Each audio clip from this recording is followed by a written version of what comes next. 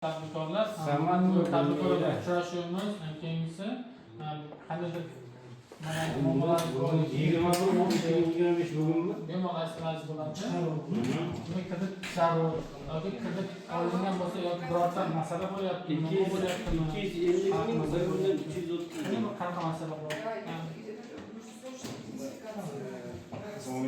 Shu ikki bo'ladi. Kredit olmoqchi edim, 33 ming kredit. Nima yo'nalish bo'yicha? 215 ming so'mdan 215 ming so'm foiz qarzini ichib olgan.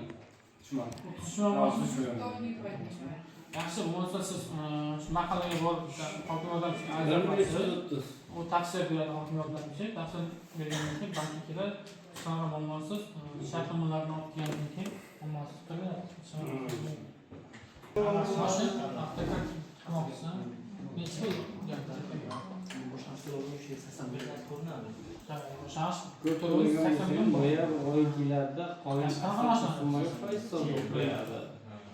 siz salondamasizmi? Qanday sizda hozir hujjatlar topshirdingizmi? Masala yo'qmi? Karta shartnomani 14 siz